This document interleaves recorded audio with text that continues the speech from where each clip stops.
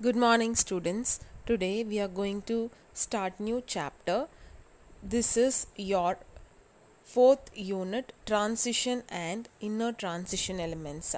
So out of 7 chapters in volume 1, so far we have completed 5 chapters. So this will be the 6th and we are left out with the 5th unit. So this lesson is all about the D block elements. So D block elements are otherwise called as transition elements, and within D block elements we have inner transition elements. They are F block elements. So we are going to see the preparation properties, uses and the periodic trends of these of these D block elements.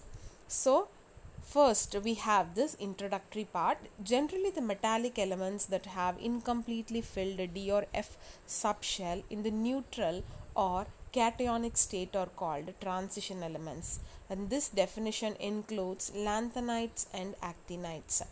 However, IUPAC defines transition metal as an element whose atom has an incomplete D subshell or which can give rise to cations with the incomplete D subshell. So what they are saying, this metallic elements, they have filled D and F orbitals are called transition elements, and this definition includes, that is F orbital means it is inner transition elements. They are lanthanides and actinides. They occupy the center position in the periodic table between the S and P block elements, and their properties are highly transition between reactive metals S block and P block. So since they are placed in between S and P block, their properties are in between S block and P block. So highly metallic இருக்கும். P block side non-metals இருக்கிறதுனால they exhibit both metallic and non-metallic character since they are present in between S and P block. Except group 11 elements, all transition metals are hard and they have very high melting point, except group 11, which means group 3 to 12 we are having as D block. Okay, so adula group 11 thavara matta ella transition elements may hard and they have high melting point. Transition metals, iron and copper, play an important role in the development of human civilization. Many other transition elements also have important applications, such as tungsten in light bulb filaments, titanium in manufacturing artificial joints, molybdenum in boiler plants, platinum and catalyst. So they have so many applications in our daily life, and they also play a vital role in living system. For example, iron, which is a D block element which is present in our blood as a hemoglobin molecule, and cobalt in vitamin B12, and chlorophyll. Magnesium is present in chlorophyll. So all these are D block elements. In this unit we study the general trend and properties of D block elements with specific reference to 3D series we will talk about, and their characters and chemical properties, and some important compounds like potassium permanganate and potassium dichromate, and also we will discuss F block elements. So first let us see the position of D block element in the periodic table. So if you can see here, D block is highlighted with pink color here, which is placed in between the S and P block, which is from 3 to 12 group. D block elements composed of 3D series, that is 4th period, from scandium to zinc, which is consisting of 10 elements, and 4D series, which is a 5th period, from yttrium to cadmium, again with 10 elements, and 5D series 6th period, lanthanum and hafnium to mercury, and that lanthanum only, under that lanthanum you will have lanthanide series. Okay, and as we know that group 12 elements, zinc, cadmium and mercury, do not have any partially filled D orbital either in their elemental state or on their normal oxidation state. However, they are treated as transition elements because their properties are an extension of the properties of the transition elements. And as per the IUPAC definition, the 7th period elements starting from actinium, rutherfordium to copernicium they also belong to the transition metals only. All of them are radioactive except actinium. All remaining elements are synthetically prepared, which means they are not naturally occurring in earth because they are prepared in laboratories. Now moving on to the electronic configuration, we have learnt already in your 11th standard about the electronic configuration of Aufbau's principle, Hund's rule in your quantum mechanical model of an atom, and in third lesson regarding clearly about the electronic configuration and all you would have studied. According to Aufbau's principle, the electron first fills the 4s orbital before 3d orbital. Therefore, filling of 3d orbital starts from scandium. Its electronic configuration is argon 3d1 4s2, and the electrons of successive elements are progressively filled in 3d orbitals. And the filling of 3d orbital is complete in zinc, whose electronic configuration is 3d10 4s2, which is completely filled.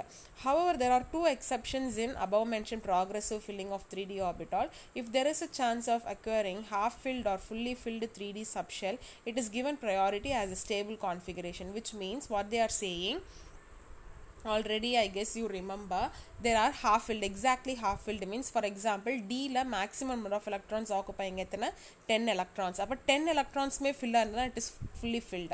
So 5 mattum fill irundha adu exactly half filled. Idu renduthukkume mattum extra stability irukku. Okay.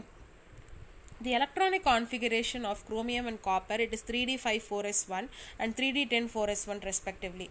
The extra stability of half filled and fully filled d orbital, it is already explained. Okay, because they are having more exchange energies. Okay. And with these two exceptions and minor variations in individual cases, the general electronic configuration of d block elements can be written as noble gas configuration portrait n-1 d1210 ns122. Here n will be 4 to 7 and periods 6 and 7 except lanthanum and actinium. The configuration will be for lanthanides, that is for f block elements it will be n-2 f14 n-1 d1210 ns122. So this is the general electronic configuration, could be asked in objectives or 2 marks. Next is general trend and properties. What happens to the metallic behavior of d block elements, their ionic radii, enthalpy, everything, electronegativity, everything we are going to discuss. Today we will see first 2 trends alone. So what happens to the metallic behavior? So this d block elements, as we said already, it is placed in between s and p block. அப்போ s block எல்லாமே பார்த்தீங்கன்னா high metallic nature இருக்கு. So left to right metallic nature எப்படி ஆகும் அப்படின்னா decrease ஆகும். Okay, and right side la pathina ungalku p block elements irukku. P block elements la it is a combination of metal, non-metal and metalloids. So d block elements la pathina left side la irukkiradhu ellame konjam metallic character jaasti irukum than the right side. Okay, because the metallic character decreases from left to right. Now we will see here, all the transition elements are metals. Similar to all metals, the transition metals are good conductors of heat and electricity. Unlike the metals of group 1 and group 2, all transition metals except group 11 elements are hard. Of all known elements, silver has the highest electrical conductivity at room temperature itself. And most of the transition elements have hexagonal close packed and cubic close packed or body centered cubic, which are the characteristics of the true metal. So ஒரு element அப்படினாலே ஒரு metallic character, ஒரு crystal structure exhibit பண்ணும்போது they are pure metals. So these transition metals எல்லாமே HCP, CCP and BCC இது எல்லாமே exhibit பண்ணது mostly BCC தான் it is exhibiting, and it is given for each metal here. So as we move from left to right along the period in the periodic table of transition metal series, the melting point first increase ஆகும். Okay, so we will see the reason. First left to right nama pogumbodhu melting point increase agum as the number of unpaired d electrons available for metallic bonding increases. Appo d electrons ellame and d orbital la unpaired ah irunduchu appadina it reaches the maximum value and then it will decreases. So unpaired electrons irundaduna increase aite irukum, adu kammiyaga and the value kammi aite irukum, and then d electron pairs up and become less available for bonding. Adu pair ஆயிருச்சு அப்படினா it is not ready for bonding, so the value also will be decreased. For example, in the first series the melting point increases from scandium to vanadium. Can you see here? Scandium to vanadium graph la increase agudhu, which is close to 2180 Kelvin for chromium. Okay, so adu enadhu chromium, vanadium to chromium constant ah irukku. Okay, however the point at above, which the middle transition series indicates that D5 configuration is favorable for strong interatomic strong interatomic attraction. So D5 configuration, chromium, manganese exhibit this what is this D5 configuration. So interatomic attraction jaasti irukku. So it is increasing initially and then a sudden drop because of the D5 configuration, and then it is increasing and again it is falling down. So what happens to the atomic size and ionic size? So usually without this 3D series or periodic table liye atomic size and ionic size enna, what is the general periodic trend for the overall periodic table? Left to right, the size will be decreasing because there is no increasing in the number of shells. There is no much difference between the atomic number la periya difference irukadu, and also nucleus oda nalla contact irukradanaala there will be good attractive force between the nucleus and electrons, so the size will be small. Okay, so what happens to the atomic size and ionic size here? It is generally expected a steady decrease in atomic radius along a period as the nuclear charge increases. So what they are saying, steady decrease, nuclear charge increase aga idu decrease aite irukku, and the extra electrons are added to the same subshell. So extra electrons add agiradhukku pudu subshell inga varala, same subshell la add aitirukku. That just now I said pudu shells la inga agadu, ஒரு electron da add ஆகிறதுனால அதே shell la maximum 8 electrons நம்ம accommodate பண்ற வரைக்கும் அதே shell la electrons add ஆயிட்டே இருக்கும். And also இங்க steady decrease இருக்கு because of the nuclear charge is increasing. Nuclear charge na என்ன, nucleus ko electron ko irukra attraction jaasti irukku. But for the 3D transition elements, the expected decrease in atomic radius is observed from scandium to vanadium. So scandium to vanadium and the decrease nallave irukku, nam expect panna decrease ennave irukku, you can see graph la nallave decrease agudhu. So thereafter up to copper என்ன ஆகுதுன்னா, it remains the same. Copper, vanadium, chromium, manganese, அயன்லாம் பார்த்தீங்கன்னா ஓரளவுக்கு கான்ஸ்டண்ட்டாகவே maintain ஆகுது. then as we move from scandium to zinc, so ஃபுல்லாக இந்த series ஃபுல்லாக பார்க்கும்போது the extra electrons எல்லாமே 3D ஆர்பிட்டாலில் தான் ஆட் ஆகுது, and the added 3D electrons only partially shield the increased nuclear charge, and hence the effective nuclear charge increases slightly. so ஒரு ஸ்லைட்டாக அந்த காப்பர்லேருந்து கொஞ்சம் ரைஸ் ஆகுது பாருங்கள், நிக்கல்லேருந்து காப்பர் டு ஜிங்க் லைட்டாக இன்க்ரீஸ் ஆகுது.